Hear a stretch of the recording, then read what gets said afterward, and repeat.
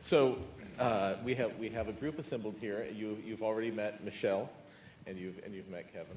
This is Chris Scoates, the director of our University Art Museum, and on my right is Dr. Catha Paquette and Dr. Karen Kleinfelder from our art history program.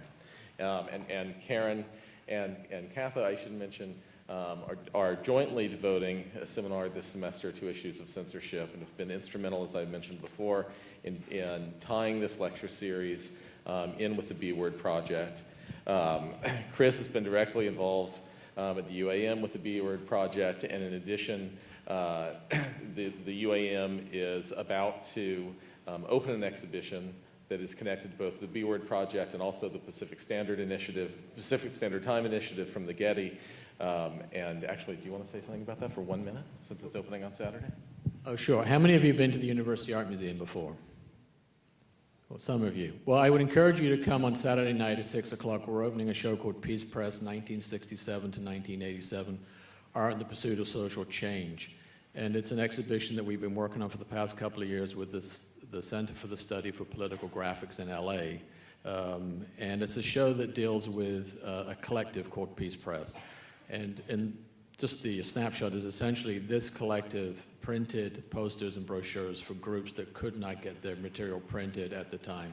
So a lot of the work, the posters deal with issues of feminism, anti-war, anti-nuclear, the environment, and so forth, labor rights and workers' rights. So please come stop by the show at 6 o'clock on Saturday night. And we also have a host of educational programs planned throughout the course of the semester, which are also listed on the B-Word Project website.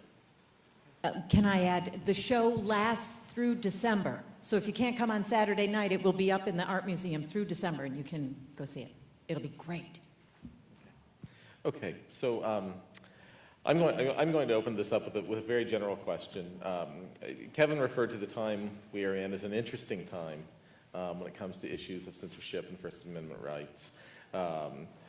Michele mentioned the connection between the B-Word project and the 20th anniversary of the NEA4. But beyond that, I'd like to suggest that there's obviously something greater here. Michele and Chris put this initiative forward, obviously thinking there was some real currency to this topic. It also was one of 6 projects funded, which suggests that serious people on the other end thought it was worth putting real money behind this topic at this time. And as that happened, we have 2 of our resident historians on our faculty who decided to devote their energies and devote a seminar to this topic. So there's obviously some interest here. And I'd like to ask the question simply, why is this topic particularly engaging at this time? Why is it interesting right now, other than being something that is obviously a kind of perpetual concern for those of us who are in creative fields and expressive fields? Oh, I'm holding the mic, so I guess I get to go first. I work, my job here at the Carpenter Center is to choose the programs that you'll notice on the banners that are in our lobby. Choose the shows that we do here as part of our presented events.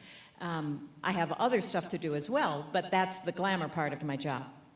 And I have been for a long time very interested in what kind of performing arts gets put on our stages. We are stuck with a commercial kind of censorship, and that I have to find shows that I think will be intriguing and of interest to the campus and the community that will sell tickets.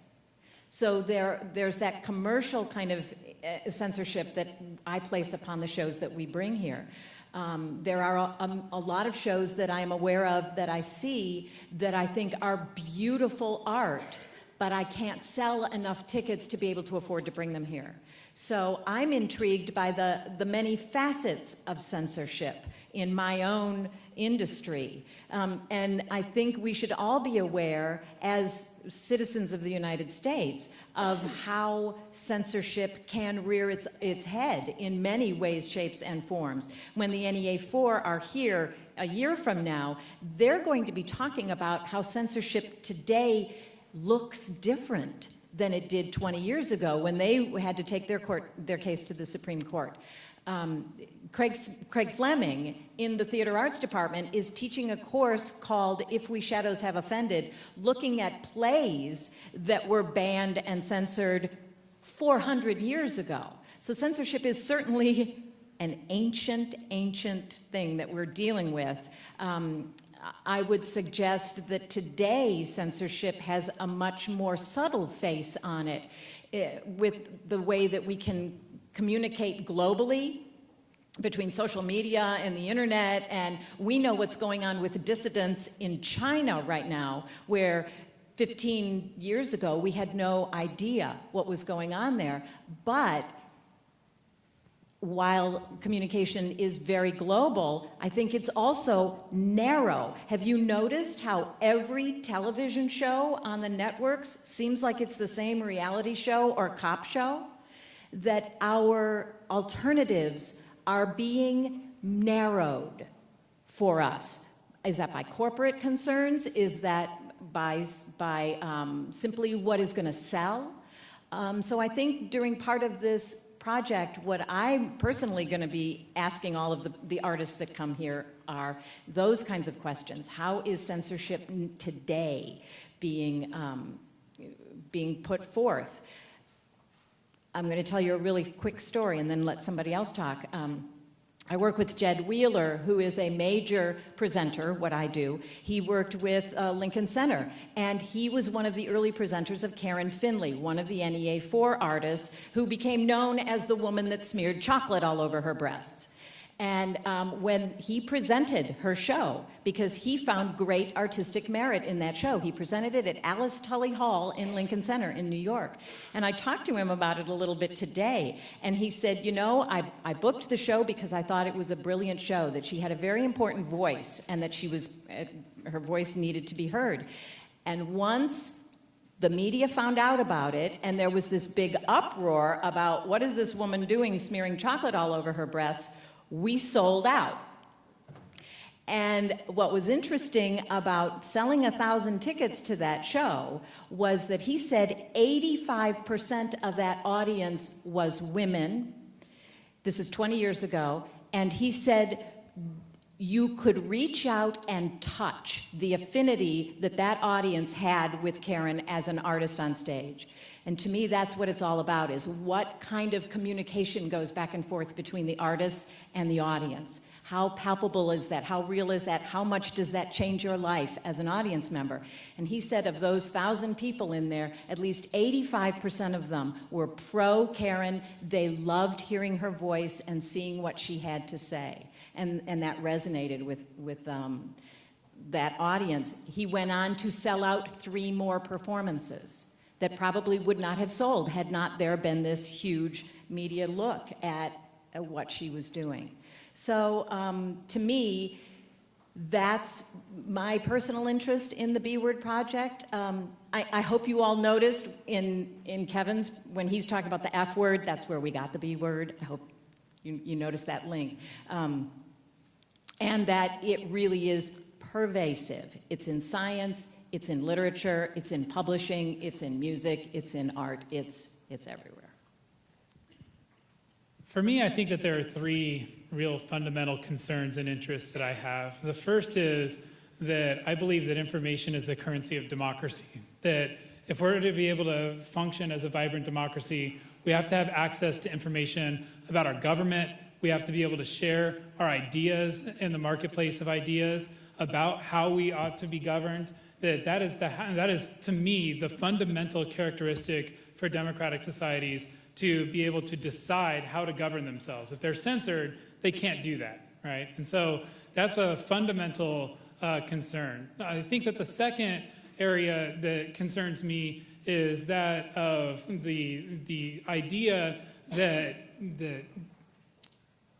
freedom of expression is essential to the learning of fundamental truths. So ideas of scientific expression, being able to experiment with ideas, being able to push them out of the body in terms of scientific experimentation and making advances in technological fields. I think that those are really important areas and something that is not so explored when it comes to the scientific expression. And then finally, I think that it's really important for individual self-esteem needs for expression, that nothing could be worse for a person's own individual self-esteem than when their art is censored and not being able to be shared with the public, to be able to express their own individuality. And that takes forms even in some of these areas conflict, right? I mean, some people are trying to express themselves through marriage ceremonies to their same-sex partners, and they're being denied that in many areas today. And so this freedom of expression becomes of central concern. And I think that, coming up on this anniversary of September 11th, we run the danger of going back to the alien and sedition crisis, where we turn back a lot of the First Amendment protections. Should we have the right to find out what's going on with military tribunals? What about the creation of free speech zones? All of these things, I think, impact our society, and that's why I think that they're all connected. And the B Word Project, to me, allows artists, scientists, academics, all kinds of people, politicians, to come together and have a real good discussion about what the nature and scope of censorship is in our society and why we ought to be privileging freedom of expression. Well, this is such a broad topic, and what I'd like to try and do is sort of bring it back to something more focused about the visual arts. I'm a museum director and have to deal with these things not on a daily basis for sure, but I've certainly spent some time thinking about it. But I think the world sort of changed in 1989 when Reverend Donald Wildman from the American Family Association became so incensed by an exhibition in which Andre Serrano had a photograph in this exhibition called Piss Christ, which was essentially a crucifix floating in a container of the artist's own urine, which single-handedly sparked a huge controversy, which Kevin alluded to in the conversation at the beginning in his lecture. And then on to the controversy surrounding Robert Mapplethorpe with the show The Perfect Moment. And that exhibition that was canceled by the Cochrane in Washington, D.C., because they thought it'd be too controversial. And then really another major exhibition called Witness Against Our Vanishing, which was another show at Artist Space in New York that had to deal with AIDS. Those two or three exhibitions, along with the NEA4 and the notions of performance, really changed the way we in the museum world deal with images and content in a very significant way. So for the last 20 years, although the world has changed significantly and all of this controversy was sort of pre-internet, I think that we are dealing with a slightly different sense of what representation is today. But I want to poke at Kevin a little bit here, because in your images of Mapplethorpe that you showed, along with music, you showed none of the images that were controversial of Mapplethorpe's. I mean, you showed a lot of the fashion photography and a lot of the portraits. But let me tell you, Mapplethorpe's show, Perfect Moment, included something called the X portfolio, which is really what the controversy surrounded around. And that was a series of very difficult photographs of fist fucking, whips up asses, very tough, challenging images. So I want to say to you in a forum where we deal with controversial images and censorship, why you did not show those images. Those images weren't on YouTube. They weren't on YouTube. I was trying to get some images out there to kind of get a sense of the work, but that's clearly the sense of the controversy, as you're saying. And you could not get those images on YouTube. Correct. They would not be posted.